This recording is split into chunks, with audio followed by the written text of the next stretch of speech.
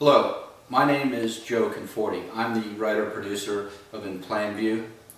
In Plain View is inspired by the 1993 murder of a very controversial Boston police detective, John Mulligan.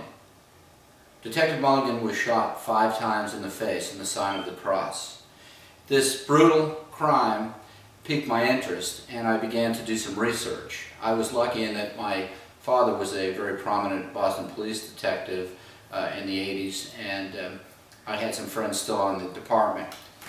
In researching the crime, it became very apparent to me that this should be an inspired by true event story. I began to see connective tissue in many of the things that were happening throughout the world and in Boston, all true stories, though highly embellished. It involved local Boston politics, it involved the Catholic Church, it involved the UN, and I saw this coalesce into the story that is now In Plain View. In Plain View is essentially the story of friendship. It is a character-driven story, not a plot-driven story. And the characters that drive the story are 4 lifelong friends who had been on the police department as young rookies years ago. And something happened, something very bad, something that they even whisper about in the police academy today. And I want you to imagine you're a young cop, you're on a call with 3 of your lifelong friends. You went to the academy together. And then something happens, something very bad, something illegal. Yet there you stand. It's something you wouldn't do yourself. But now you have a dilemma. Do you turn in your buddies?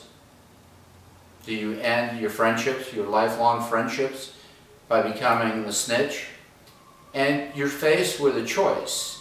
And what intrigued me about being faced with this choice is it's easy to say I would do the right thing, when in fact it's not easy at all. But that one decision you make, in that 1 second, you are not the same cop you were minutes earlier. It changes you, it changes your life, and it changes your career. The story that you will see incorporates all these elements. I gotta speak to my angels on this one.